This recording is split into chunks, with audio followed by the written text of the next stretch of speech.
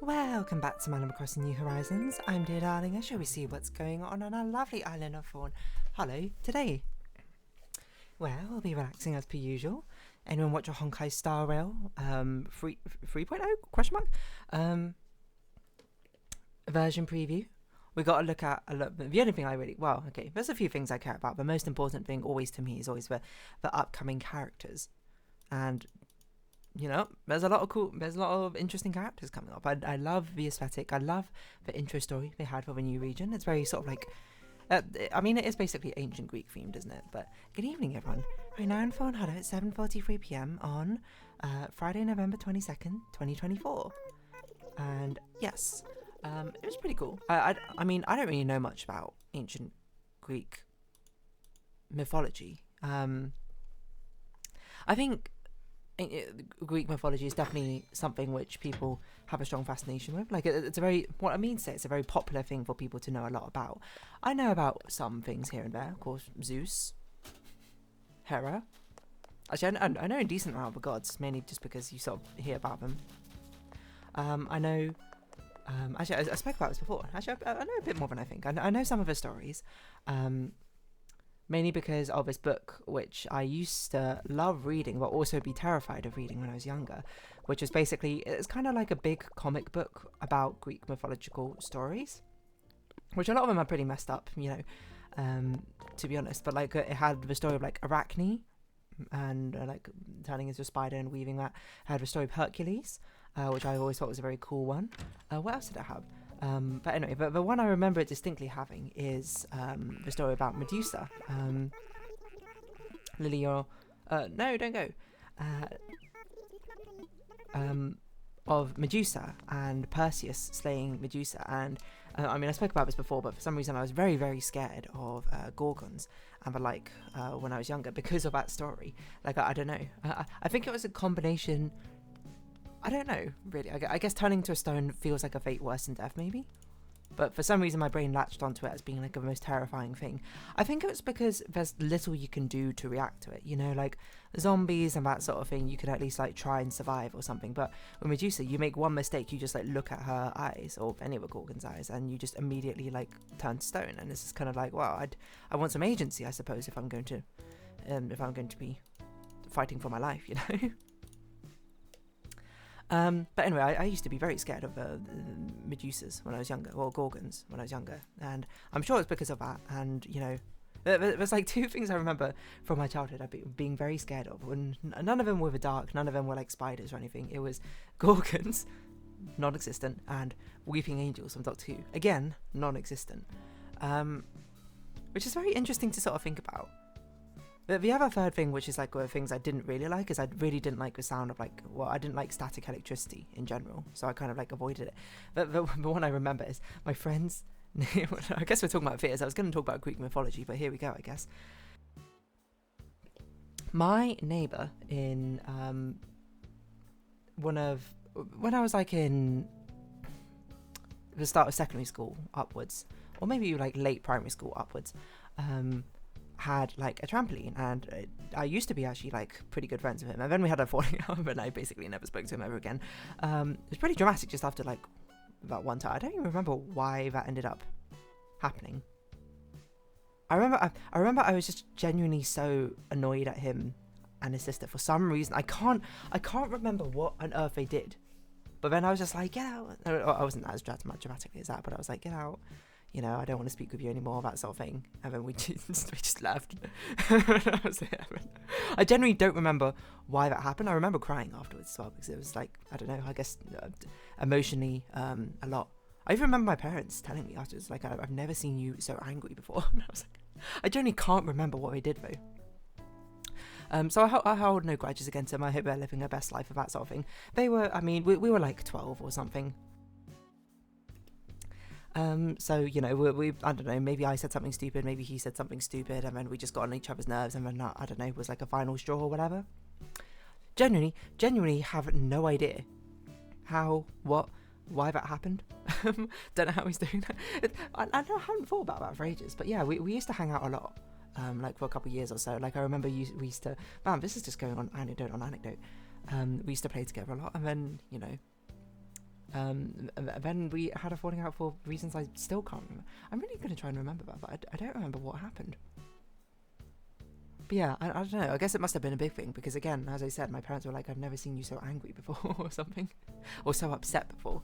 Because I was relatively chill as a child, and now, to be honest. Anyway, that's not a point. Anyway, he had a trampoline in his back garden. We didn't have a trampoline. So I remember sometimes we'd like go over, we'd play and then jump around on a trampoline. But I both loved the trampoline because it's fun to jump on, but I also hated the trampoline because every single time, without fail, as soon as you got off, you touch anything metal, it gives you like one of the biggest static shocks of your life. It's not of your life, okay, that's perhaps a bit much, but it was annoying. It was like consistent. It was like all the time, mainly because it was a trampoline. I mean, trampolines got about, I don't know what it's made out of. I assume polyester. Well, it's not very stretchy, is it? Elastine, like trampoline drum membrane. I don't know what you call the parts of a trampoline, to be honest. And they didn't have like, they had just had like the metal outer ring of a trampoline. It didn't have anything to cover it, and it was just like, because you wore socks on it all the time, it just built up static like crazy just by like even slightly moving up top of it. And I hated that so much when I was younger, I remember. But I was like, I'm like so torn because I love playing on the trampoline. It's so fun.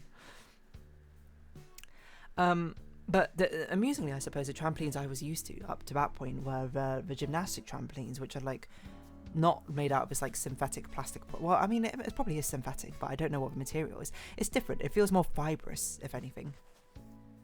The gymnastic ones, and those ones are the gymnastic ones. They're a bit different because the weaving they have on the trampoline like membrane is a lot bigger. You can like stick your fingers through the holes and that sort of thing, not like you can in the background. The backyard ones, which people generally have as children and stuff. Just a fun fact for you if you've never done gymnastics before. But yeah, I remember I distinctly strongly associate static electricity to that. So even now, like static electricity doesn't hurt, but like I get a static shock and it like sends me back to that time where I just have that sort of resentment. I don't know, maybe there's some resentment there because I ended up having a falling out with him for some reason. But maybe what he did was bad, was pretty bad. I genuinely, seriously, I cannot remember. So I've got no clue what on earth he did. I wonder if I search him on Facebook, would I find him? And just sort of see how he's doing. I don't even know if I'm logged into Facebook or anything. Oh, I am logged into Facebook. Yeah, let me see. What was his name? Was it this? I think that was his name.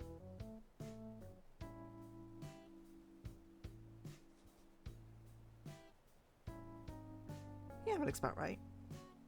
Huh. I actually do have a mutual friend. So, he looks like he's living his best life. Good for him. Anyway, not the point.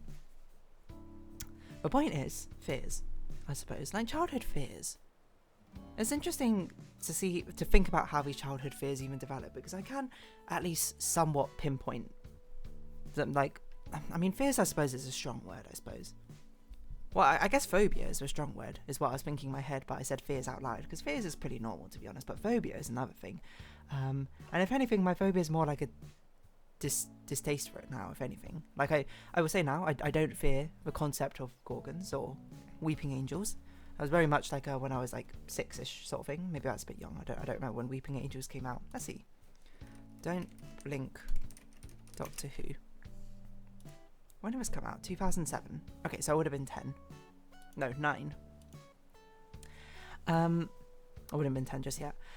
But yeah, I don't know. Like, it's interesting to try and trace back these fears and how they sort of manifest in the first place, because obviously static electricity, I don't know if it really was because of that trampoline thing, but I remember that exasperated it, and that wasn't really much of a fear. It was much more like a distaste for it, just being like, I kind of hate the existence of static electricity in your day-to-day life. I understand the concept of electricity needing to exist and why it happens, etc., etc., but I think it was mainly just because of that trampoline, mind you.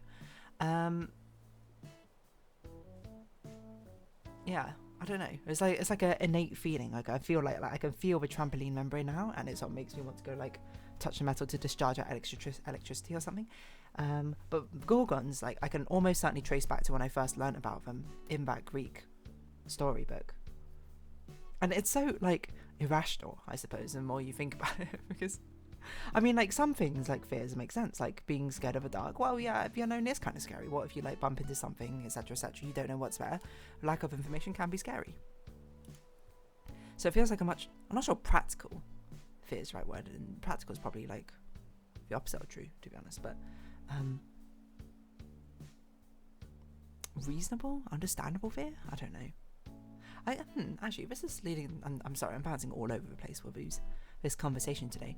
I wonder what is more is that more or less reasonable to be scared of something which exists or something which doesn't exist?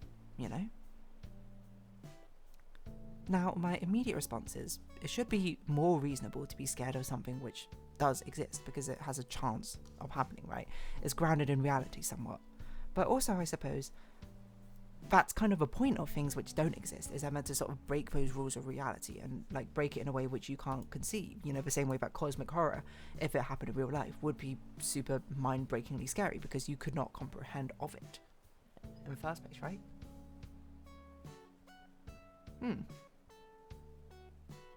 I've never really thought about that. I'm not sure if I have an opinion on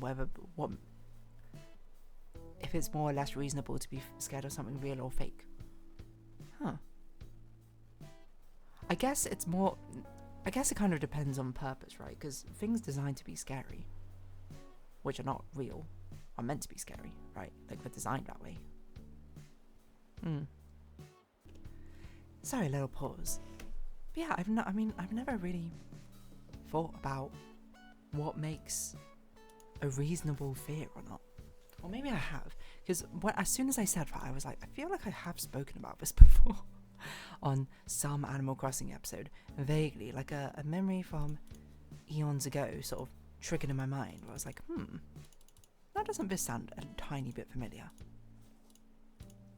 Anyway, the long and short of it is, well, there's not much of a long and short of it, I just sort of, I don't know, I guess it is both reasonable and unreasonable to have depending on your perspective, to have a fictional fear. But yeah, I mean, those are things which I did not like. Perhaps even would say scared of when I was younger. Now, of course, I don't really, see it that way. I see the Weeping Angels as a very cool villain. And honestly, as far as things to be scared of, Weeping Angels aren't harmless per se, but they're much, nicer compared to a lot of the other villains you could run into. Considering the fact that the only thing they do is they send you back in time, really. So you still live, you just live in a different era, which is, still probably better than just straight up passing away, right? At least maybe that's my sort of twisted perspective of it, but I don't know. So it's interesting to think about the fact that I was so adverse to that in the first place, being like, no, don't make me grow up in, because you get sent back in time such that you would, I don't know if this is actually how it works, but in my mind it works such that you get sent back in time far enough such you would die on the day that you were sent back to. But I actually don't know if that's how it works. That might not be how it works. So young me, being sent back in time would just be like, what? Presumably I'd die around 70 to 80 and 19... Wait, hold on, so 60 is 1960s? I guess it could be worse, to be perfectly honest. I really don't think that's how it works, but I don't know why that's in my mind. That is how it works. I've just sort of locked it in, being like, yeah, that's indisputably exactly the mechanics for it. But it really might not be. I might just made it up. I genuinely have no idea. Anyway. But yeah, I mean, the common fears of darkness, that feels pretty reasonable. It's a fear of the unknown, really. Spiders, there are a lot of dangerous spiders out there. I think the fear is perhaps more justified if you live in somewhere like Australia or something, compared to here in Britain. Most of us, I don't even know what the most dangerous spider there could be in Britain. Most of them are pretty chill, to be honest. They just, they just trigger that sort of instinct inside, that naturalistic instinct built up through years of evolution inside your brain to be like, whoa, get that thing away from me. Which is fair. I mean, that's literally just evolution, isn't it? Our ancestors probably, many of them being bitten by spiders and then perhaps dying, and then, humanity's eventually sort of built up a little deterrent, I guess, against creatures of our ilk. Clowns is always an interesting one because I don't know. Like, I feel like clowns feel like they should only be scary because of almost tautologically the fact that there is a phobia of clowns. Not a phobia of clowns, but the fact that because people have a phobia of clowns, that sometimes they have this like creepy portrayal, I suppose, of themselves in media or something. I don't know. I don't find clowns all that bad, to be honest. But again, I don't fear clowns, so it's I suppose it's difficult for me to draw upon what makes them creepy. I guess it's because they feel unsettling in their comedy, right? It's not like a comedian. It's not like a mime. Well, maybe it is like a mime.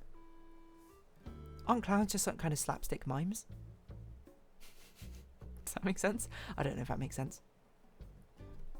But yeah, I don't know. I wonder what the origin of that is. It has a name. Fear of clowns. Chorophobia. Oh, with a weird reason we're afraid of clowns. Here we go. This better not be clickbait. Evil clown. Creepy clown. Has origin in... Unclear origin, somewhere 19th century. Edgar Allan Poe's Hot Frog. Are you scared of clowns? Origins of a fear. People's origins. Unsettling feeling due to clowns' makeup making them look not quite human. Okay, I can see that. That's the same reason that we have fears of dolls and mannequins. Okay, you know what? I can understand that. Again, it's a fear of something which you can't comprehend, I suppose. Clown makeup high. There's a lot to do with clown makeup, I suppose. And unpredictable behaviour. Okay, fair enough, fair enough. Must be had a scary experience with clown. I guess also they are disproportionately. Clowns are disproportionately or like you interact with them disproportionately high compared to other professions as a child, right? Under the guise of it not necessarily being something which is meant to be scary, but a kid could still find it scary. I don't know. I don't really have anything against clowns. I haven't really seen a clown for many years though, to be honest, so... but I'm sure that the media portraying things like Stephen King's It probably doesn't help not perpetuate that fear for people, but alas, I'm going to round this episode off here, so I don't even know what I'm talking about, but if you have been watching, thank you very much. It's been Animal Crossing New Horizons. I've been Dear Darling. Likes, comments, subscription, shares greatly appreciated. Socials, Discord down below. Hope to see each other again, but for now, it's our farewell. So until next time, bye-bye for now.